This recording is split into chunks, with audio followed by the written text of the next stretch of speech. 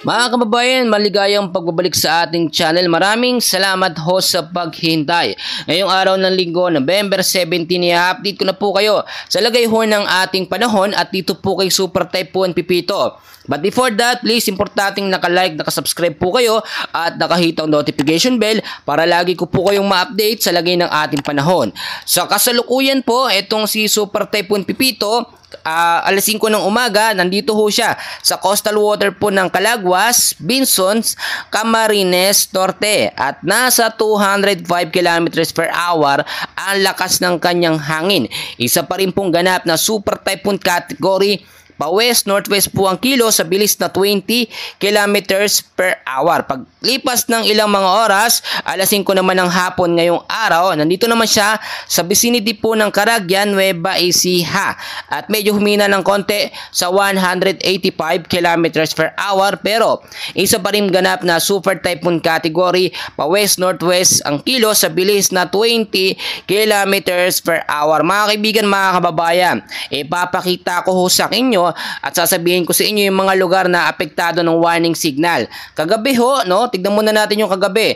Naitaas ang warning signal number 5 sa malaking bahagi po ng parte ng Catanduanes, which is tumagal ho yun ng 1 hanggang 2 oras. At sobrang napakadelikado po talaga, mga kaibigan. Pero ngayon, na iba pa po sa warning signal number 4 at 3, yung mga lugar ho na naapektuhan. Dahil nga po mabagal ang pagkilos, papalayo nito nga pong si Super Typhoon Pipito, ay patuloy pa rin siyang nalalalansa, nagbibigay ng sira or lakas ng hangin, pag-uulan sa malaking parte po ng Catanduanes, diyan sa may bandang Bicol region. At eto, mga kaibigan, meron pa rin tayong warning signal number 4 sa ilang bahagi po ng Luzon dito sa Camarines Norte, the northern at southeastern portion po ng Camarines Sur. Kasama din dyan, mga kaibigan, ang northeastern portion ng Albay. Wind signal number 3 at sa ilang bahagi naman ng Aurora, Polillo Island, the northern at eastern portion po ng mainland ng Quezon. Kasama rin ang eastern portion po ng Rizal at northeastern portion po ng Laguna. Yan, marami nagtatanong sa atin yan. At yung Laguna na yan, kasama dyan ng Santa Maria, Pami, Mabitak, Pakil, Pangil, Siniloan, Paete, Kalayaan, Lumban. Yung mga lugar ho na yan, no? Marami pa. Hindi tayo matatapos pag sinabi ko ho lahat. Kasama din ang ilang bahagi ng Camarines Sur, the rest po ng Albay, ilang bahagi po ng northern portion ng Sorsogon. Nakataas po ang warning signal number 3 sa mga lugar ho na yan. Dito na tayo sa signal number 2. Kasama sa signal number 2 ang Isabela, Quirino, Nueva Vizcaya, Abra, Kalinga, Mountain Province, Ifugao, Benguet, Ilocos Sur, La Union, Pangasinan, Nueva Ecija, Bulacan, Tarlac, Pampanga, Zambales, Bataan, Metro Manila, dares po ng Rizal at ilang bahagi po ng Laguna. Kasama rin ng Cavite, dares ng Quezon, Marinduque, Burias Island, Tigao Island, dares po ng Sorsogon. At meron din sa Visayas, Northern Samar, northern portion po ng Samar, yung mga lugar po na yan ay apektado ng wind signal number 2. So dito na po tayo sa wind signal number 1 naman. Medyo mahaba at marami ito, mga kaibigan. Pero pinapaalala ko sa inyo, yung mga warning signals po na aking binanggit sa mga lugar, posible pong maitaas yan sa highest warning signal pag mas lumapit pa.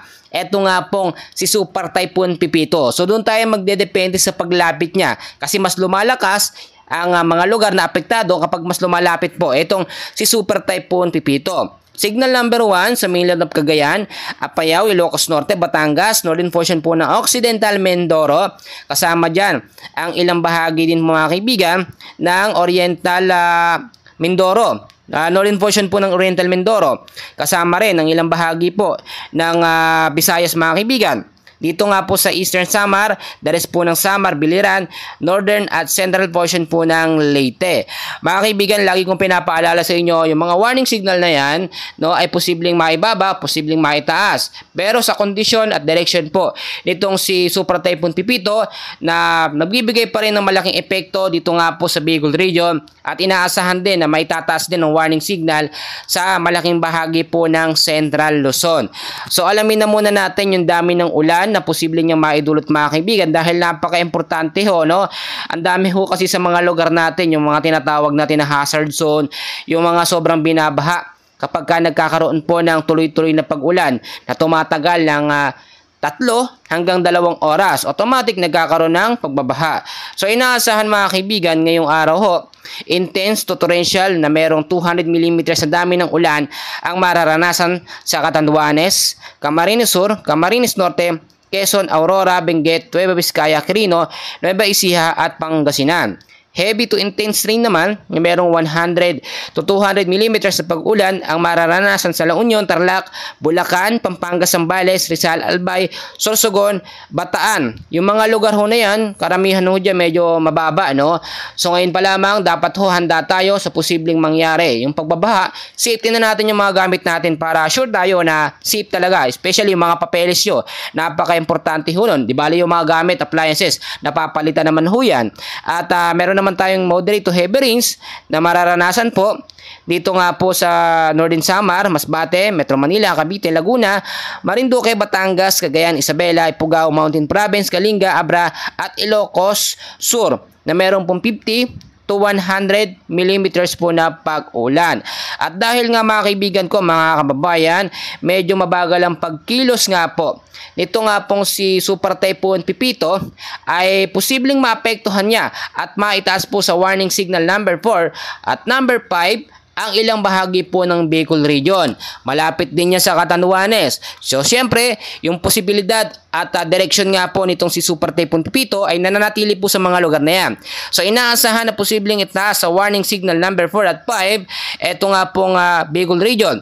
Kasama dyan ng Albay, Camarines Norte, Camarines Sur, Catanduanes, Masbate. Yung at Catanduanes, naranasan na po yan. At Masbate, Sorsogon, yung mga lugar ho na yan. Pero take note, makinig ka kaibigan, wind signal number 4 at 5, posibleng maitaas, posible din namang maibaba kung magbago ang direksyon nito nga pong si Super Typhoon Pipito. Hindi naman tayo nagsasalita ng tapos, kino-consider natin yung mga posibilidad na magbago sa posisyon at pagkilos po ng bagyong Pipito. Sana maging open-minded tayo pag sinabi ho natin na ganito, hindi naman automatic apektado na. Nagbabago ang bagyo mga kaibigan, time to time, no? Day by day nagbabago ang kilos niyan. At ang Central Luzon, inaasahan din makakaranas po ng medyo mataas na warning signal number 4 and 5. Dito po mga kaibigan, alamin natin. Pag sinabi ho natin Central Luzon, kasama dyan mga kaibigan, no, ang ilang bahagi po ng Pampanga, Zambales, Tarlac, Bataan, at ilang bahagi po ng Bulacan, Nueva Ecija, Aurora. At yun nga, mga lugar ho na yan, alam naman natin, karamihan sa mga lugar na aking binanggit ay medyo mababa po ang lugar. Kaya naman mag-ingat at maghanda sa posibleng banta ng pagbabaha. At posibleng maitaas man yung warning signal dyan, posibleng maibaba. Ang mas maganda ho ay nakahanda tayo anumang oras. Alam naman natin merong super typhoon category, so dapat handa tayo mga lugar na apektado. At tulad niyan mga kaibigan, nakataas din ng warning signal sa Metro Manila. Marami nagrereklamo sa atin at nagsasabi bakit daw itinaas ang warning signal number 3 sa Metro Manila. Which is hindi naman daw nakaranas ng pag-uulan. Kahit isang pag-uulan wala daw. Napakainit pa nga daw po, parang summer. Maraming namimiloso po, himbis na magpasalamat sa Diyos na hindi sila naapektuhan, ay naghahanap pa ng ulan. Yung mga lugar ho na pinaghahanda natin, no, ay ang area po ng Caloocan, Las Piñas, Makati, Malabon, Mandaluyong, Manila, Marikina, Muntinlupa, Nabotas, Parañaque, Pasay, yung Pasig ho, ang daming diyang low-lying areas, Pateros, Quezon City, San Juan, Taguig. Ngayong araw ho mga kaibigan, hanggang mamayang gabi ho, maging handa tayo. Hindi man natin naranasan yung malakas na pag-uulan or extension ng hangin itong si Super Typhoon Pipito kahapon, inaasahan ho yan ngayon. So maging handa tayo mga kaibigan sa mga posibilidad at dapat kung wala man tayong nararanasan na pag-uulan kahit meron tayong warning signal na nakataas, ipagpasalamat ho natin yan. Dahil ho yun sa sinasabi natin pagbabago ng direksyon at kilos at galaw nito nga pong si Super Typhoon Pipito. At meron naman tayong tinatawag na warning lead time mga kaibigan, may duration naman yan 18 hours. Ibig sabihin ho, sa loob ng 18 hours, doon yan posibleng maranasan. So, wag tayong maghanap, no? Pagka kasi meron tayong nakitang update, signal number 2, number 3, agad-agad naghahanap kayo ng ulan Naghahanap kayo ng malakas na hangin. Meron nga pong tinatawag yan na warning lead time na dapat ho, doon yan mas mararanasan. So, tapos na ba yung sinasabi natin na warning lead time? Hindi pa nga po tayo nangangalahati. Sa oras na ibinigay mga kaibigan ng pag-asa, nag-aabang na, naghahanap na kayo ng pag-uulan. Baka ho, pag umuusang malakas na ulan, mataranta na tayo, no?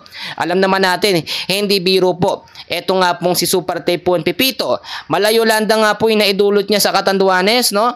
At nakita nyo naman, talaga nagsisigawan ho yung mga tao, yung mga bubong nila. Kahit nakakongkreto yan, nakapako yan ng matibay, tinatangay ho yan ng hangin. So, wag tayong mag-asam na tayo maranasan natin yan dito sa Metro Manila, mga kaibigan. Bagkos, ipagpasalamat natin yung mga posibilidad. Ngayon din, mga kaibigan, meron din mga lugar na posible ding maapektuhan ng trap or extension po ng hangin nitong si Super Typhoon Pipito. Kasama dyan ang ilang bahagi po ng North Luzon. Pinag-iingat na yan, pinahalaaan na natin yung Tagal North Luzon, mga kaibigan, hindi man direktang tatamaan.